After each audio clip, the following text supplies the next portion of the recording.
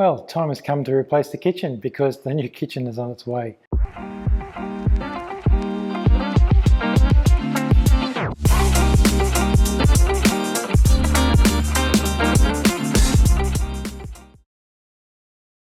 Now moving from upstairs to downstairs in the kitchen area, we've now got this ceiling here to patch and repair and do a few fixes on. Let me show you. So to allow me to finish the ceiling here and all the painting, I need to do some setting. So this ceiling here is underneath that timber area we extended upstairs.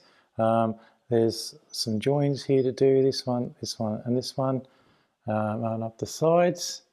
And there were some expansion joins here, which I'm going to now fill in.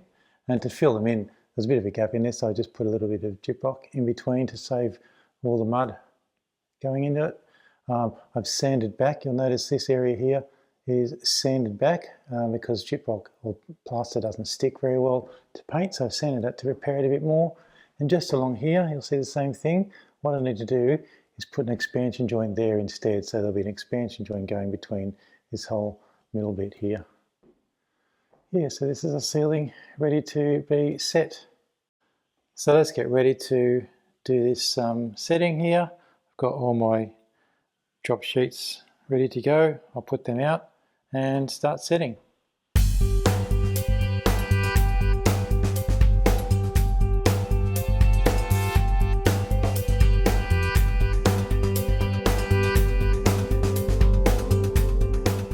And here it is with 3 lots of base coat. All we need now is to do the top coat and it's ready to paint. What a difference it makes just not having all those joins visible anymore. Oh, I'm going to have to patch up that hole there. Alright, let's have a look at what I've done so far. This is the next morning, so it's had time to dry overnight.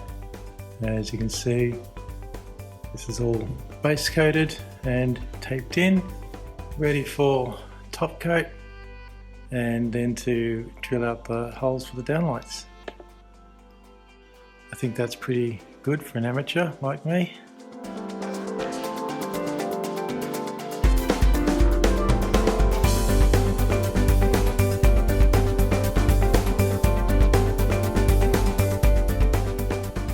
Well, time has come to replace the kitchen because the new kitchen is on its way.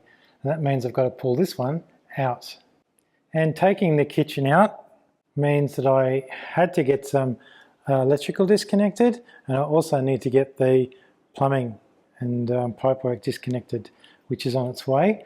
But that meant when the electrician came the other day, we had to pull these cupboards off so he could get all the pipes in the right spot for the new kitchen. And that's why there are holes and some of the cabinets missing. So you're going to miss that little bit of me taking them out, but there it is. Still to come is this, all of this. All these back panels have to come off and they're screwed from the inside. And then take the thing and put it all out there. As you can see, there's cupboards already outside. And then of course I have to pull off all those tiles and prepare the walls for the new cupboards.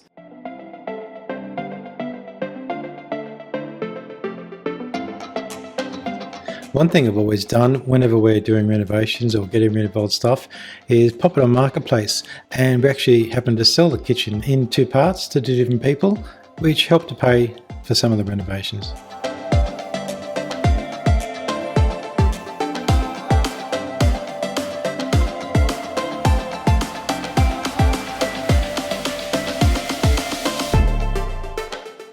So that took me a few days to strip out the kitchen, move it all outside, do a little bit of the electrical work with the electrician, and also remove all the old tiles. I've prepped the area and now we're ready for the kitchen installers to come in.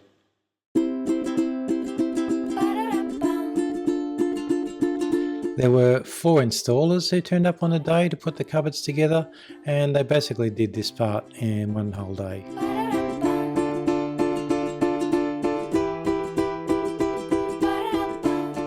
And once we waited for the bench tops to be measured and made, I put in some cornice.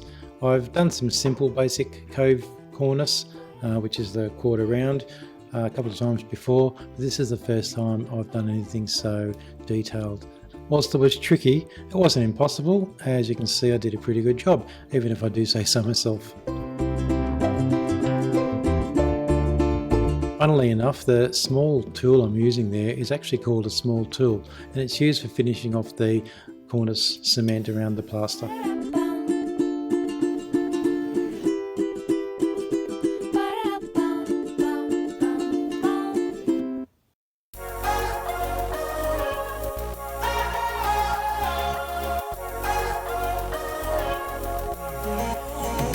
So there it is, the cornice all fitted, joined back into the existing and dry, ready for paint.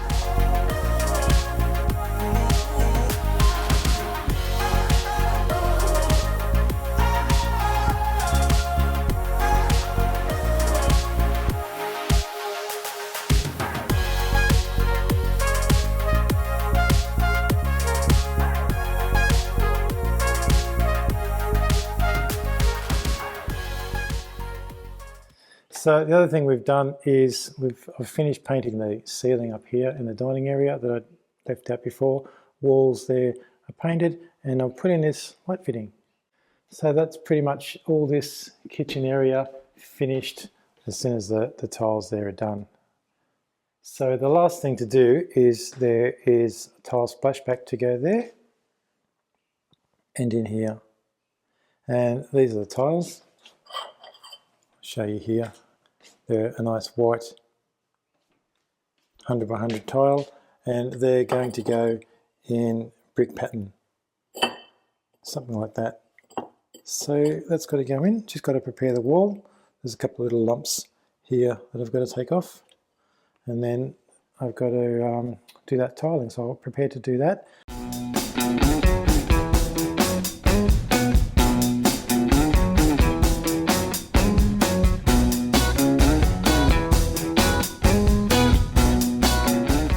So, first part done. First part meaning it's all tiled, got all the wedges in there holding it up into place. Same over here, all tiled, all in place. Now, just got to wait for it to dry and then grout it. Okay, so I left it overnight to dry. Now we've got to pull out all the wedges and grout it. There. And there. Let's get grouting.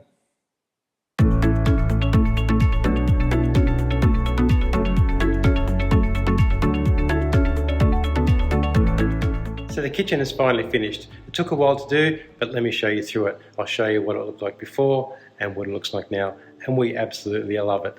So don't forget to like and subscribe if you like my channel, if you like my content. Let me know in the comments what you like about the kitchen and what other things you'd like to see. So the next thing we'll be doing is our bedroom renovation. So until next time, enjoy the reveal.